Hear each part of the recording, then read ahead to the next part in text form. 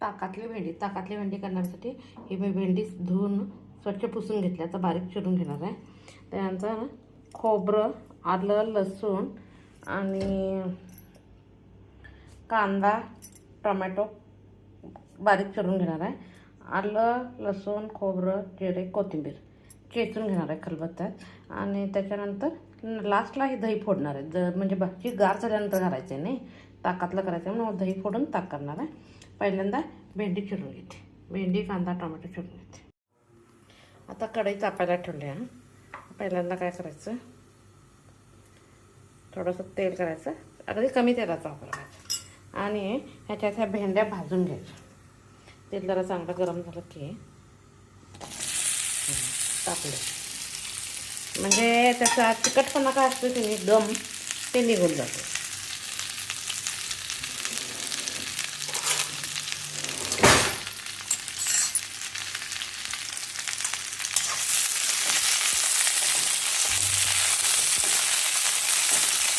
Golden colour येतो. एक 5 मिनिटं खमंगाचं भाजून घ्यायचं. फार तेल घालायची काही गरज नाही, कमी तेलात पण होतं.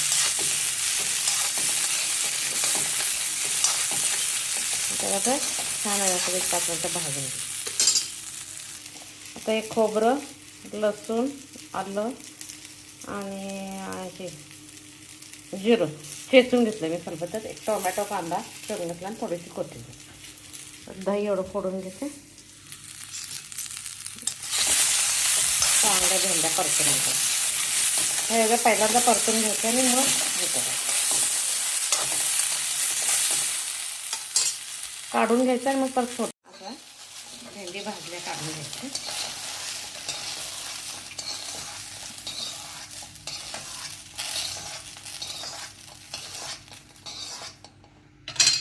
थोडंसं तेल घालायचं.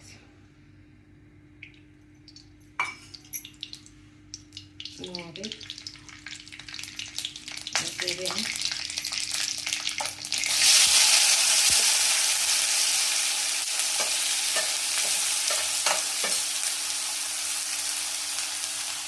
हळद आणि खोबरं, आलं, लसूण, जिरे कुठून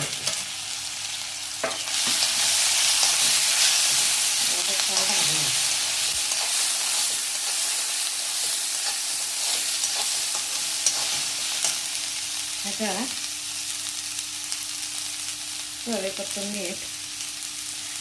ही भेंडी हिरवी आहे म्हणून मी याच्यात मिरची, जिरा आणि मीठ कूट करून घेतलं. लाल तिखट वापरली मी आणि थोडीशी धने. मसाला काही जास्त घालायचा नाही.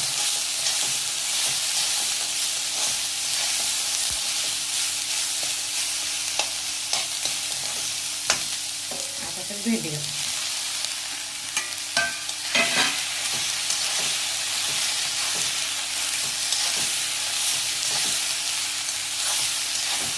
मसाला साईडला लागला. कोथिंबीर पण आता गॅस बंद करायचा.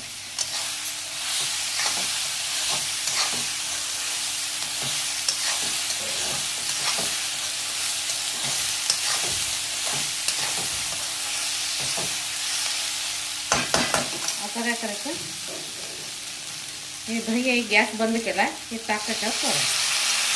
आपल्याला करी किती घट्ट पाहिजे ते असंच एक 5 मिनिटं सोडायचं, नंतर मिक्स करायचं. गॅस ऑलरेडी ऑफ आहे.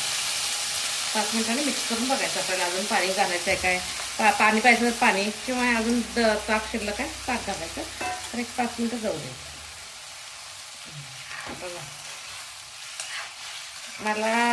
मी बाजरीच्या भाकरीबरोबर केले. मला एवढं बस आहे. मला काय पातळ गरज नाही आहे. जर आपल्याला क्वांटिटी जास्त पाहिजे किंवा भाताबरोबर खायचं असेल तर पातळ करणं गरजेचं आहे. मला काय पातळ करायची गरज नाही. तयार झालं. थोडीशी कोथिंबीर चिरते. आता मला करेक्ट झाला करी. हे करायची काही गरज नाही. मला काय परत पाणी करायची गरज नाही, कारण मी भाकरीवर खाणार आहे नाही. त्यामुळे मला एवढं ठीक आहे. तर मी कडक रोटीवर खाणार आहे म्हटल्यावर थोडंसं लिक्विड असणं गरजेचं आहे. आता ह्याच्यावर कोथिंबीर करायची.